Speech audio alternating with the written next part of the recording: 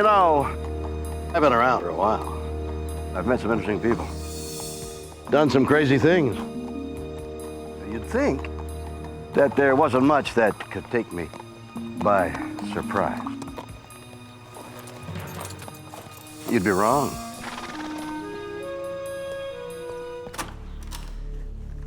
The world is full of stories and science and things that amaze and confound me every single day. Incredible mysteries that keep me awake at night. Some I can answer, and others just defy logic. Can we cheat death? On 9/11, a man survives the horrific collapse of the North Tower. How? I thought, this is how I'm gonna die. Did a miraculous cushion of air keep him alive? In Texas, a man is cut in two in a freak accident. Somehow, he lives. I didn't know if I had my legs, I didn't know if I didn't have my legs. Was he saved by the very machine that almost killed him? And in Zimbabwe, a tour guide is attacked by one of the world's deadliest animals. I remember wondering which would happen first, if I'd bleed to death or if I'd drown. He lives through the ultimate fight to the death. How? Yeah, it's a weird world, and I love it.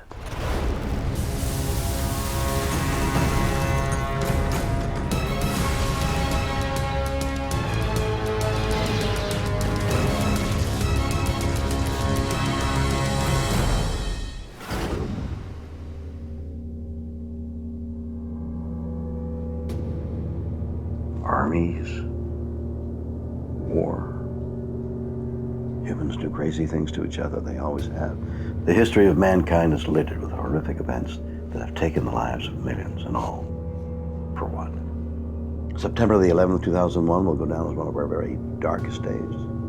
The day that true terror came to America. Do you remember what you were doing? Like millions of others, I was watching the whole thing on TV, dumbfounded and awestruck at the sheer violence of it all as the towers came down. 110 stories of steel and concrete reduced to rubble in a matter of seconds. My first thought was, no one could survive inside that apocalypse.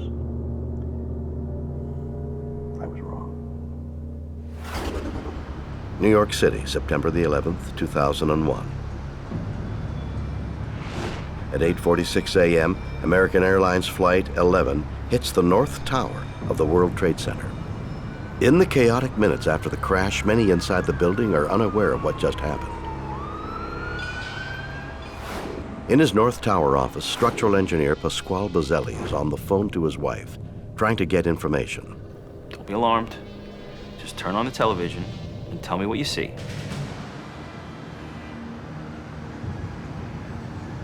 Pasquale, she goes, a plane hit your building. Can you tell me, did it hit low on the building? Did it hit in the middle of the building, or did it hit high? She said it's like it hit pretty high in the building. His office is on the 64th floor, 30 floors below the impact zone. But Pasquale's relief doesn't last long.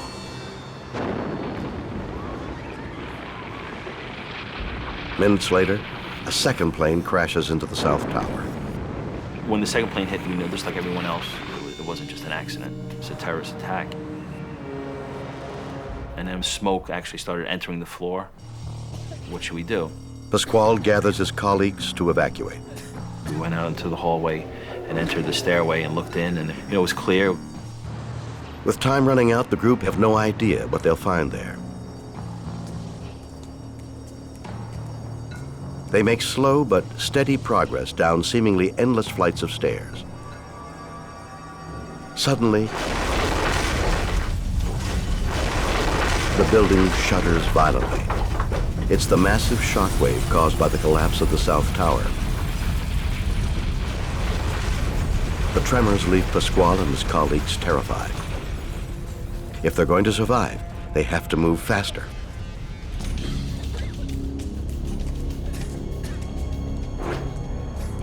We could take an elevator on the 24th floor if we wanted to get out of it a little quicker, but we knew not to get into an elevator at that point, and we just kept going on. As they reach the 22nd floor, Pasquale hears something terrifying and massive. I heard this loud noise from above, like a freight train type of loud huge safes tumbling through the stairs. The 110-story North Tower is collapsing above their heads. And they are trapped. There was no place to run. There was no door there. I was halfway down the stairs. And I was getting tossed back and forth. Pasquale makes a crucial decision. Instinctively, I just dove right into the corner of the next landing. I curled up in the fetal position, right in the corner. And my thought at the time was, if anything's falling, maybe it would hit the wall rather than hit me. As 500,000 tons of steel and concrete crash down, Pasquale braces himself. I felt the floor that I was laying on just crack open. The entire building is collapsing. At that split second, I said, oh my God, I can't believe this is how I'm gonna die. I prayed for a quick death, and then I was just free falling.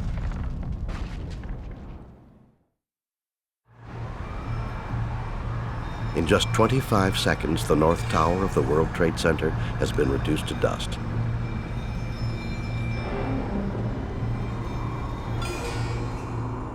No one inside could survive.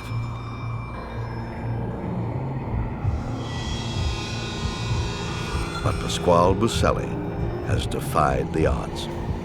One huge flash, and the next thing I know, I opened up my eyes. I thought I was dead. And I started to cough. I started to feel a pain in my leg. That's when I realized I was alive, when I felt pain. Sitting on top of a 4-story pile of debris, somehow Pasquale Buselli has survived the collapse and a fall of 55 meters with only a broken foot. And I started to call out help. You know, I was calling out the names of people that were with me. Is anybody around? Finally, he sees figures moving through the rubble below. I saw 2 firemen walking, climbing the rubble. And I called out to them. And I said, hey, help. I'm up here, I'm up here. The firemen are stunned. They can't believe anyone could be alive this high up in the wreckage. They think Pasquale is another rescue worker. I said, no, I was in the building, it collapsed. And then he got on the radio, goes, we got a civilian, we found a survivor, we got a survivor. They were just there looking at me, just looking up like, what, how do we get this guy down from there, and trying to figure out a way to because it was basically, I was hanging off a little ledge, and there was just an open pit to them, and then more debris field, and then behind me was a mountain of rubble. And that's it, and there was no way for me to go other than I was between pipe and crushed concrete and metal and twisted metal, and I was sitting on basically just pulverized, almost like a slab, but it was just pulverized concrete. I said, I'm okay, I need a phone. I need to call my wife. She just watched the thing collapse, so I know she thinks, you know. And so I called my wife. I said, Louise, it's me. She's like, oh my God, Pasquale, it's you, oh my God. I said, you know, I just want to let you know I'm okay, and hopefully I'll be home soon. Almost 3,000 people died on 9/11. Pasquale was one of only 20 survivors found in the rubble. So I fell 18 floors, which is, to me, you know, amazing. I still can't believe I survived. How did Pasquale Buselli live through one of the greatest disasters in history, almost unscathed? Was it just pure luck? Or is there some other explanation? Amazing, isn't it? We all know there are precious few tales of survival from this horrific event, and every one of them is a miracle. But Pasquale Buselli's story seems almost impossible. Not only did he escape the impact and fire, he fell 18 floors and had 500,000 tons of debris come down on top of him, and he comes out virtually unscathed. How did he do it? Dr. Kerry Ressler is a behavioral expert at Emory University School of Medicine. He believes the way Pasquale instinctively reacted to fear saved his life. Mr. Buselli's story has all the signs of a classic fear reflex. The fear reflex is an instinctive response to life-threatening situations. It originates in a primitive part of the brain called the amygdala. The amygdala is a region in the brain about the size of your thumb. It's inside of the ears, about 3 or 4 centimeters in. And it's really one of the most primitive parts of the brain, but one of the most important for survival. And what we know now from literally many decades of research is that the amygdala is really the switch for fear in the mammalian brain, and it's very similar in mice and in humans and apes and everything in between. The amygdala works by telling the rest of the brain what it needs to do to get out of danger. That activation of the amygdala activates a hard-wired reflexive circuit that activates a flight response, a fear response, and really a whole host of immediate survival reflexes that have probably allowed us as a species to survive for hundreds of thousands of years. Dr. Ressler thinks it was this process that caused Pasquale to automatically assume the fetal position as the North Tower came crashing down around him. He was making his way down the stairs. He hears the enormous roar above him. As he's interpreting what's happening, his body has already responded. He's activated this reflexive motor response. He's jumping through the air, curled up in a fetal position. This instinctive reflex action has its roots in a primitive form of defense. Well, I know if I'm going to be attacked or something's falling on me, I need to curl up, protect my vital organs, put my spine out. But it happens too quick for any of those thoughts to occur. This reflexive, primitive brain reaction to survival that kept him alive. Did curling up like an animal help shield Pasquale's body from falling debris? Was he saved by a reflex bred into humans by millions of years of evolution? It's an interesting theory, but a bigger question remains. Why wasn't he crushed by thousands of tons of falling debris? He just hunkered down in the core and prayed. A man survives impossible odds in the collapse of the World Trade Center on 9/11. One expert believes he was saved by an instinctive fear reflex. But 500,000 tons of concrete and steel poured down on top of him. Why wasn't he crushed? Structural engineer Charles Thornton has worked on some of the world's tallest buildings. Thornton is convinced it was the way the Twin Towers were constructed that saved Pasquale's life. The lower part of the tower was supported by 48 massive steel columns that made up the core of the building. But 80% of the weight of the building is carried by these huge sticks, these huge core columns. Thornton thinks when the building collapsed, the columns fell in such a way they acted like a massive steel cage around the stairwell. If you were going to make it, you would have made it in there, because these columns remain straight, which means that they formed a canopy or a teepee over him. And so all of the debris that was coming down, it was sliding outward, going toward the perimeter buildings. But if the columns saved Pasquale's life, why didn't they protect the others? Thornton thinks he has the answer. Pasquale instinctively chose the safest place in the stairwell, the corner. He understood that it was a building that had very, very heavy core columns. He just hunkered down in the core and prayed. While his friends were crushed, Pasquale was shielded by the massive core columns. On 9/11, I came up out of the subway on 23rd and 6th, and the earth was standing still. There were no taxis, there were no people that were moving. Everybody was standing. Men were stoic, women were crying. Went into our building, which was 20th Street and 6th Avenue. We had the 8th and the 9th floor. Went up on the roof, went out, climbed out a window, stood on the roof, and with 20 or 30 structural engineers said, this is really horrible, but at least they're not going to fall down. And boom, first one went down, and we just all looked at each other and said, my God, that's not supposed to happen. He was in his little cocoon or his little teepee. He's just a very lucky guy. So Pasquale could have been protected from danger from above. But how did he survive a fall of 55 meters with only a broken foot? There's so many things involved that allowed this man to survive. J.J. Macro is a Vancouver stunt coordinator. He thinks he knows how Pasquale survived the equivalent of an 18-story fall. Falling is just another form of a crash. JJ's convinced the key to surviving any fall is putting on the brakes. Deceleration is the basic principle that we use for saving ourselves when we're doing a fall. It's also the same one that you use in a car crash. What we're trying to do is not stop in 1 foot when we're going 30 feet to the ground, because the G-forces will be what destroy you. So what we try to do is we try to set it up so that you gradually come to a stop. So what could have slowed down Pasquale enough to save his life? The answer could lie in air trapped in the floors below him.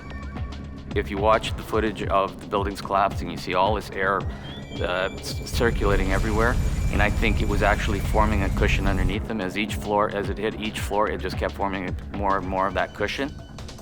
To test his theory, JJ has constructed a mock-up to simulate the floors underneath Pasquale. He'll demonstrate by using this fragile structure to break his fall from a height of 3 meters. What you guys should see is me coming off about 8 feet above it and landing flat on my back on top of these pieces of plywood and riding the whole thing down and being able to get up and walk away without any injuries. The styrofoam beads will represent the outrush of air from the collapsing tower.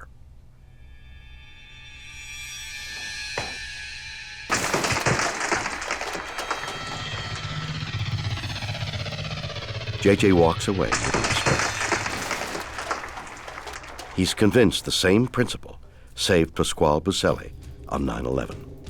Well, it worked. He slowed down enough that he was within a manageable range of G-forces to allow him to survive.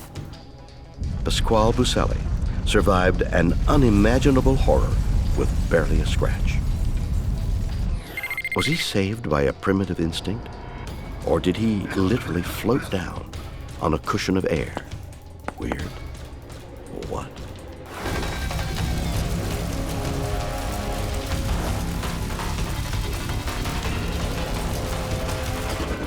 A man is cut in half in a freak train accident and survives.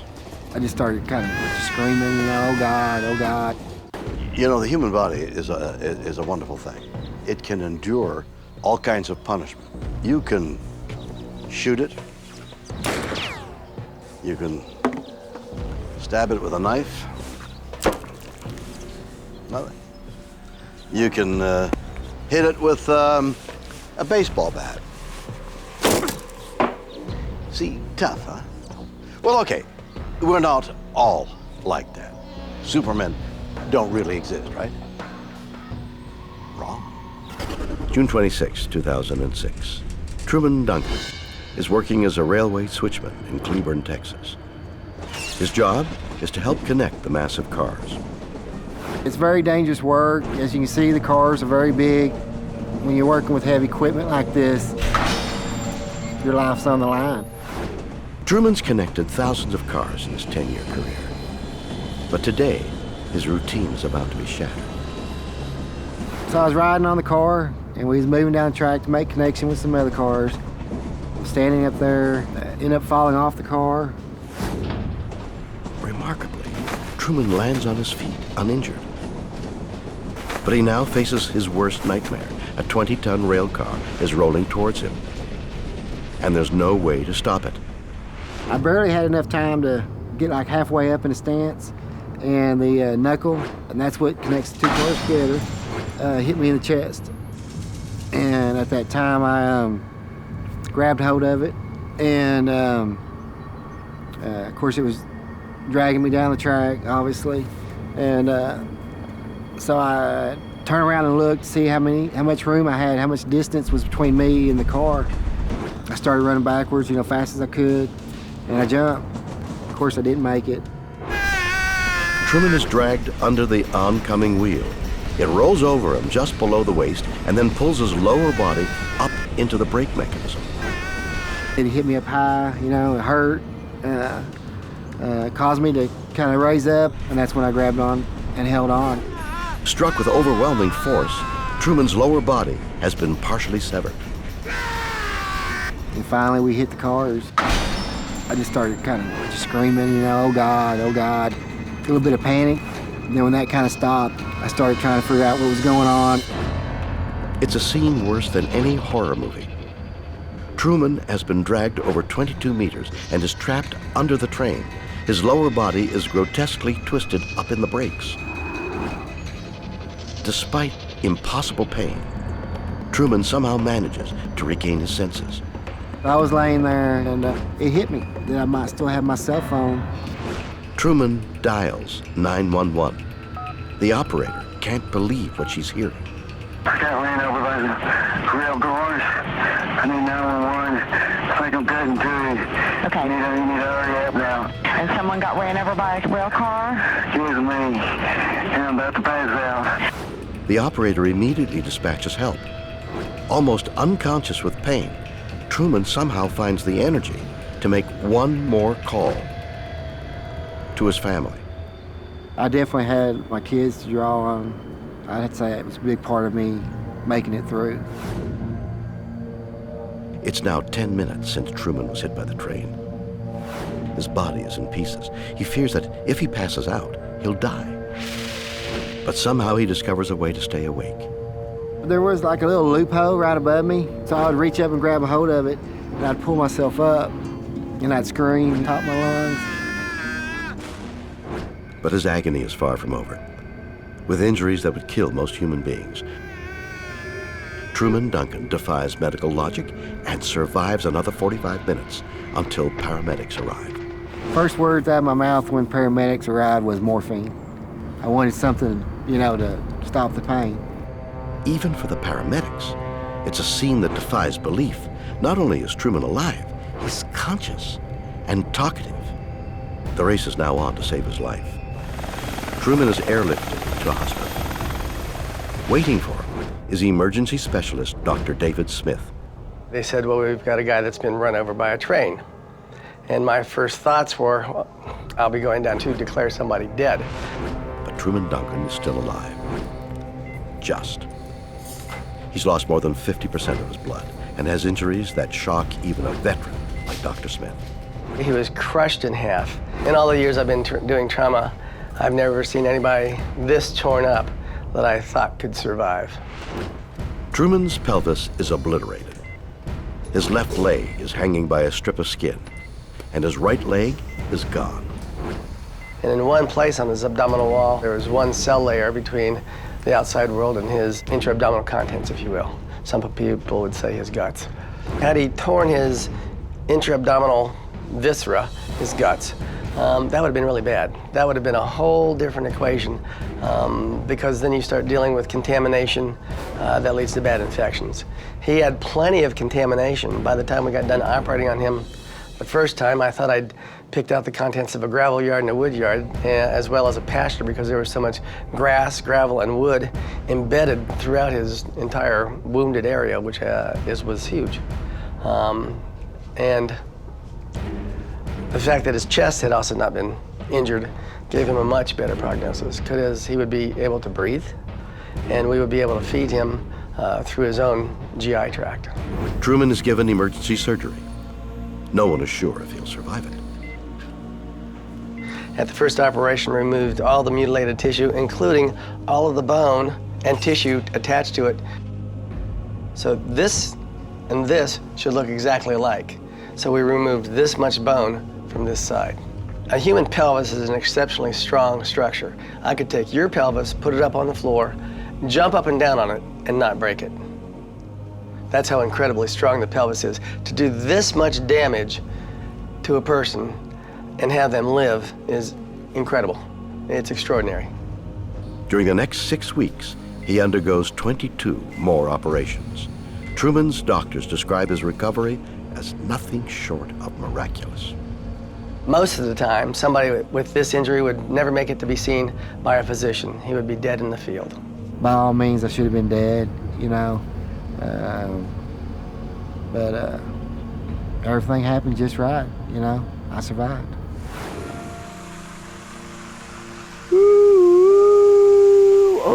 I love my trains. I have pileups all the time. Lucky for me, no one gets hurt.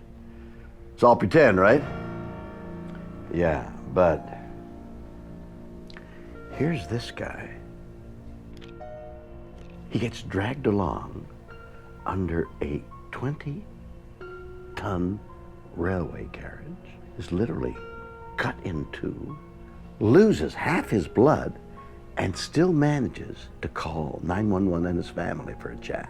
What kind of a person could do that? Dr. David Smith has an idea that's heavy duty. Truman's life was saved by the very thing which nearly killed him, the train. When a person suffers major bodily trauma, the biggest threat to life is often through blood loss. Truman had lost probably at least 50% of his blood volume. That's a fatal bleed. Why didn't Truman bleed to death? Dr. Smith is certain it's one thing, the massive force of the train's wheels. He was literally pulled up into the mechanism, which applied a great deal of pressure. The train was like 5 first responders applying direct pressure to a bleeding wound. Without this improvised tourniquet, Dr. Smith believes Truman would have died. Had he been thrown free, I'm quite certain that he would have bled to death there very quickly. Was Truman Duncan's life saved by the train that cut him in half? Or is there another explanation? If you let the blood pressure drop too low, you kill your patient. A man is cut in two in a freak rail accident. His miraculous survival defies medical science. Did the train act as a giant tourniquet and enable him to cheat death? Dr. Peter Obermark teaches in the paramedic training program at the University of Cincinnati.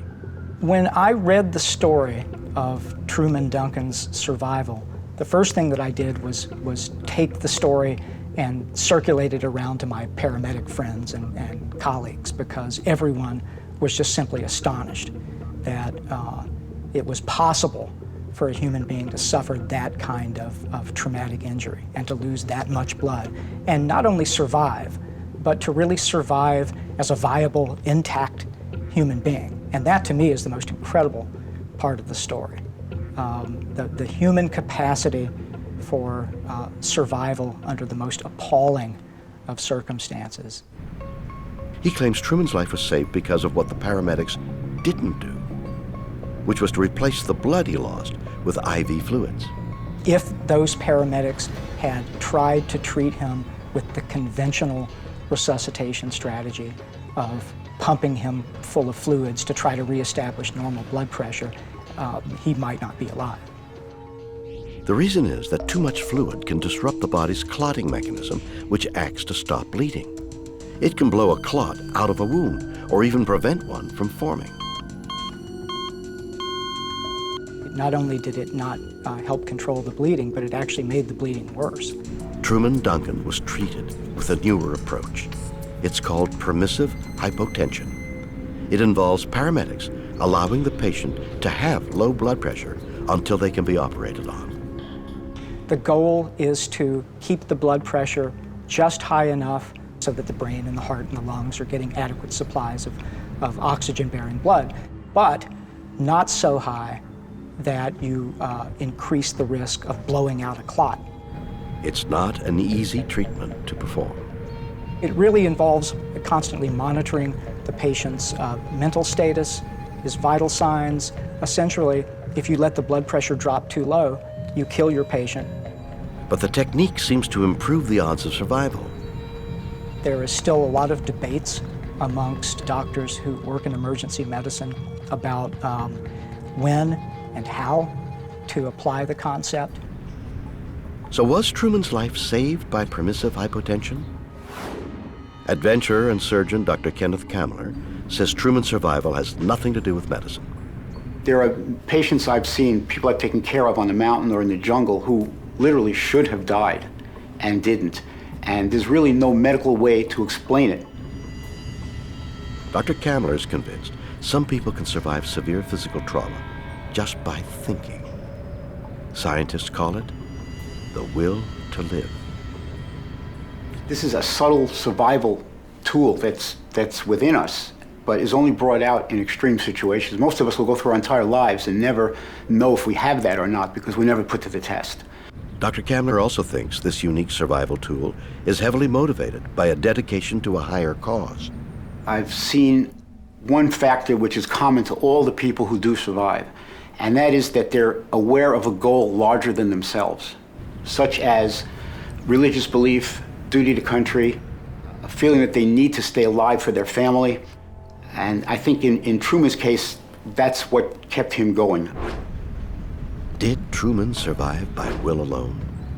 Dr. Campbell claims the will to live not only exists, but it's a biological mechanism of the brain, located in the anterior cingulate gyrus. When charged with electricity, the mechanism shows up as red on a CAT scan.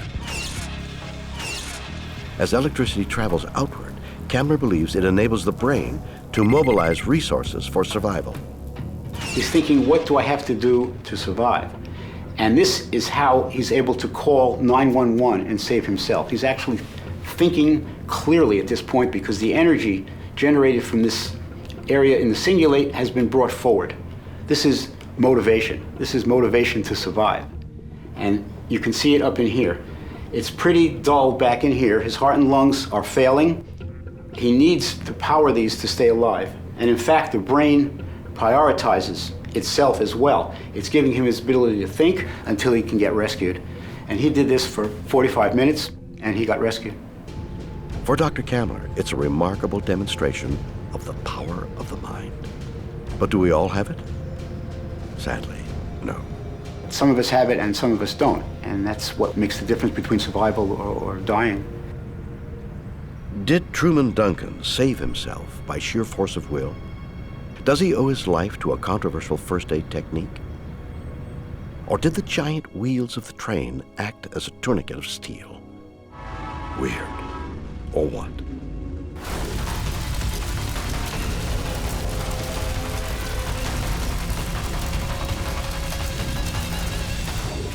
A safari guide in Zimbabwe is savagely attacked by one of the most dangerous animals on the planet. And I just saw the monster charging in towards me. You know, I've spent a lot of time in Africa stalking the big game. And, boy, it's not for the faint-hearted. No. You need nerves of steel, and you have to know your beast like you know yourself, what he's thinking, what he's feeling.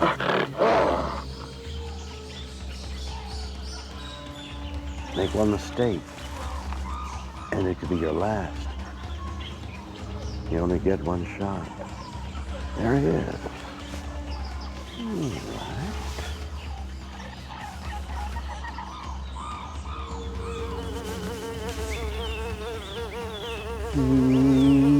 Yeah! That was intense. These things bug me. March 9th, 1996. A group of tourists make their way down the Zambezi River in Zimbabwe. Safari guide Paul Templer is leading them with his friend Evans Namazango. I mean, the scenery there was just beautiful. We were drifting down this little narrow jungle-lined channel, and just ahead of us, the mist was rising up above Victoria Falls. Passing a bend in the river, they come upon a pod of hippos. They were just sitting there sunning themselves, wallowing in the shallows. And so I started telling them a little bit about hippos. I didn't mention to them the fact that every year in Africa, hippos kill more people than any other animal. Paul knows from experience to stay well clear of these massive creatures. The reason I would be particularly wary about a hippopotamus would be that not only do they grow quite large, 15 feet long, about 5 feet tall, and weigh a few tons, a fully grown bull hippo, they're very strong. So if they bite you, typically you don't fare so well. When you see a pod of hippo, over the years I'd learned to read the water, and I knew that if I stuck to shallow water, I'd be pretty safe, give them a wide berth. But just when he thinks they're clear, Paul hears a disturbance behind him. I turned just in time to see the canoe flying up, and Evans, the paddler, being catapulted out of the canoe. Something has attacked him and capsized the other canoe. Ignoring his own safety, Paul decides to help his friend. I leant over to grab a hold of his outstretched hand. But the real horror is about to begin. As our fingers almost touched, the water between us just erupted. Paul and Evans are under attack by a rogue bull hippo. I just saw the monster charging in towards me. His mouth was wide open as he zeroed in before scoring a direct hit. His huge tusks tearing into my torso as he drove me underwater.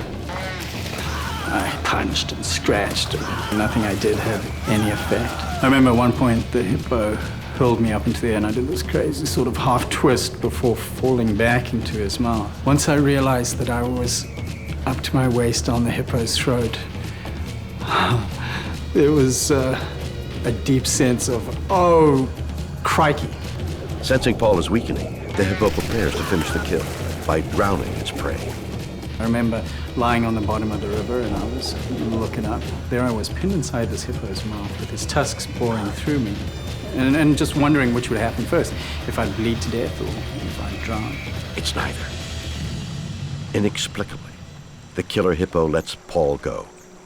He floats to the surface, where one of the guides is there to rescue him. I just lay there, terror and panic threatening to overwhelm me, and pain just coursing through my body by this stage. But then he remembers his colleague. I looked around and there was no Evans. Mac, where's Evans? It's gone, mate, it's gone. Evans is dead, and without medical help, Paul will soon be as well. But by sheer luck, a medical team is conducting a drill on the riverbank. I made the mistake of taking a look at myself. Ugh, it was a mess. I'd been skewered like a kebab. I had tusks through me all over the place. Everything went calm. I went totally calm, and the pain, it all went away. I can describe the physical and the emotional and the psychological aspects of it, but to me it was so much more than that. To me it was a profoundly spiritual experience, one in which I was infused with the most incredible sense of peace. And with that peace came the realization that this was my moment of choice. Should I go or should I stay? Should I close my eyes and drift off, or should I fight my way through this and stick around? The choice I made brought with it more pain than I ever imagined I could endure. But Paul now faces a new problem. He has to survive a 6-hour, 400-kilometer drive on rough roads to hospital. After an agonizing journey, Paul finally arrives. He's alive, but the medical staff aren't sure they can save him. I heard things like, ugh, his arms are barely still attached. That foot looks horrible. He's definitely gonna lose a limb or two. Paul undergoes a 7-hour operation to amputate his left arm and patch up the rest of his mangled body. I'm told that there were 38 bite marks on me. My one foot had been crushed. A hippo tried to put its tusk through it. I ended up with a punctured lung and some broken ribs to go with that. I had bites on my face and on my spine, and there was an injury that probably came the closest to killing me. Paul's injuries should have killed him. The extensive surgery is only the beginning of a seemingly impossible recovery. I jokingly refer to this incident as my bad day at the office, and it profoundly changed my life in a number of ways. I have a far deeper sense of gratitude and appreciation for the day-to-day. Paul Templar should be dead. In an epic underwater struggle, he fought off a merciless predator that savaged and gored him. How? Major General Ivan Fenton, a retired officer in the Canadian Army, thinks he knows. I think the fact that Paul was in the military before he had this horrific attack helped him both physically and psychologically. Paul Templar served as a gunner in the British Army in the late 1980s. General Fenton thinks this helped him stay calm. Militaries are often thought of, just military macho toughness. It's psychological, almost spiritual toughness as well. The will, the determination to overcome something terrible, to work through fear, to control yourself so that you will still do your job, even though you're terrified. Paul not only stayed cool, he fought back. Military training helps you work through a mental process even when you're under huge stress. For example, troops, say a section of people, 9 soldiers, come under attack unexpectedly, an ambush. So they have to, under the guidance, either instinctive guidance as a team or the guidance of the leader, the section commander, where is the fire coming from? How do I get my people out of the range of the bullets right away, like find low ground? And then how do I suppress the fire, and how do I either get beyond it, because we have got to get, our number one mission is to get beyond it, or how do we go and take out the source of that fire? Paul knows a bit about hippos from his background. As in the military, we're always trying to train people not only to let them know what they might expect, but we're trying to make them be ready to handle the unexpected as well. And so he was able to think of, is there a vulnerable point in this thing? Yes, the snout. Can I find the snout? Yes, start punching at the snout. Fenton also claims there was another critical factor, Paul's compassion, learned by looking out for his fellow soldiers. When you're able to focus even a small part of your consciousness on the well-being of somebody else, it helps you avoid being overcome by what's happened to you. So he wasn't thinking, oh my God, I'm going to die. He was, where's Evans? Are my customers all right? Did Paul Templar's military training save him from the vicious attack of a 3,000-kilogram hippo? Those injuries were survivable from the start. A man lives through a near-fatal attack by a 3-ton hippo. Did his military background help him survive? ER Dr. Chris Martin doesn't think so. The reason Paul Templar's here today is because his injuries were survivable. A hippo's jaw can exert a force of over 1,800 pounds per square foot, twice that of a lion and 7 times that of a human. Its 2 lower tusks are 50 centimeters long and razor sharp. They inflicted terrible damage on Paul's body. He was a mess. His scalp was lacerated, his arm was degloved, so you can imagine seeing an arm without any skin on it. He had a hole in his chest. You can actually see his lung through his chest. What Paul suffered in the field was a sucking or open pneumothorax. And the sucking comes from the fact that when you take a deep breath, you hear the sucking noise as air gets sucked through a bloody wound in and out of the chest. Because the chest wall is only this thick, and your trachea, or the tube that connects your mouth to your lungs, is this thick, or this long, that air will preferentially go in and out of this hole as opposed to going in and out of your lungs. So with each breath, air gets sucked in the bloody wound and out, and it bubbles. And so the sucking noise is why it's called a sucking chest wound. Wounds like this would normally be fatal. Why didn't they kill Paul Templar? When people survive what should be unsurvivable injuries, I believe most of it comes down to luck. Had that injury hit his major vessels, his heart, had damaged the lung further, he would have died. Why were Paul's vital organs intact? Incredibly, Dr. Martin thinks it's due to a unique feature in hippo design, the shape of its massive tusks. So instead of the tusk going directly in and hitting a large vessel, lacerating the lung severely, or even hitting the heart, it curved up into his chest and limited the amount of damage underneath. Paul also had another potentially fatal wound, a severed artery under his arm. But Martin claims this too was survivable because of the way the tusk penetrated his body. Had it not been so cleanly cut that it stopped bleeding basically immediately, he would have bled to death in the Zambezi River. Did Paul Templar survive because his wounds were inflicted by tusks that acted like a surgeon's scalpel? This is incredible. I mean, it's awful about poor Paul's injuries and everything. He survived, right? And the big news here is we may have a new breakthrough in medical science. Hippo tusks could revolutionize the way we do surgery. Just imagine the savings on hardware. So let's try it. Here we have a body. Well, it's a watermelon, representing a human body anyway. And if it's true, this tusk should be able to perform accurate, clinical, surgical cuts far better than any scalpel. Okay, maybe that's the blunt one. We'll try this. Oh dear. No, let's go again.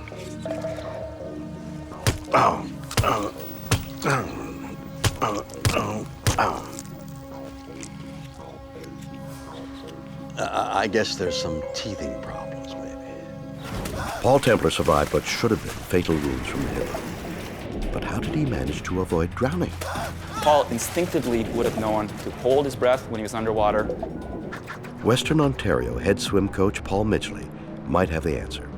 He points to an experience in Templar's past that made him able to survive a near-drowning experience. Paul Templar had been an aquatic athlete. Midgley thinks this gave him an immense advantage. Swimmers spend 20 plus hours a week in the water. You're going to be very comfortable in the water. Paul was obviously able to keep calm and controlled through his ordeal. I think I first swam competitively when I was about 5 and did so all the way through my teens. And I both enjoyed it, and I also played water polo competitively. I love to be in the water, on the water, underwater, anything to do with the water. Midgley thinks aquatic training gave Templar a critical skill, the ability to time his breathing. Paul instinctively would have known to hold his breath when he was underwater and to take advantage of those brief moments above water to fill his lungs for the next submersion. But Paul was underwater for almost 4 minutes. How could he hold his breath so long? Paul's competitive background would allow him to utilize less oxygen while fighting the hippo than a normal, untrained swimmer. Did aquatic training give Paul Templar the edge he needed to survive the Hippo Attack? To check his theory, Coach Midgley has set up a test. An Olympic swimmer will compete against an untrained control subject to complete as many underwater laps as they can. The test we're going to do is going to be a controlled test, an example of the type of hypoxic training we do for competitive swimmers. We're going to do some widths of the pool underwater kick.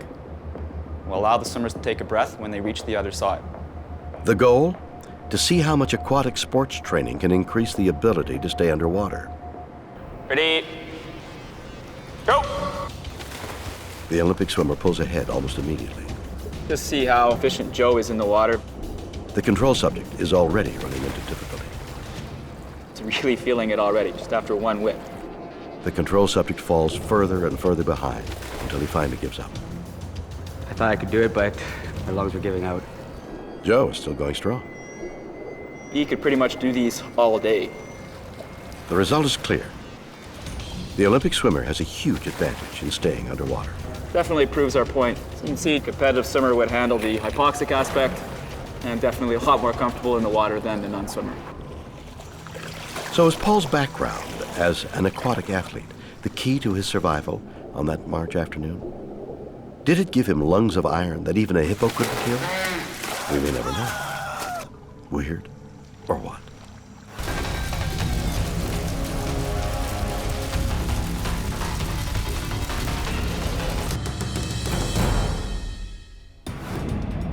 So there we have it. Amazing stories of survival from around the world. Pasquale Buselli survives the collapse of the North Tower with barely a scratch. Was it pure luck or a weird quirk of design?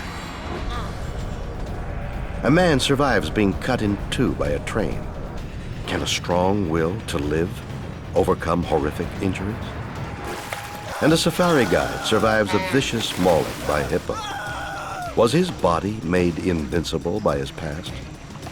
Can we cheat death? Is there more to miraculous survival than simply luck? You decide. Join me next time for more stories that will undoubtedly be weird or what?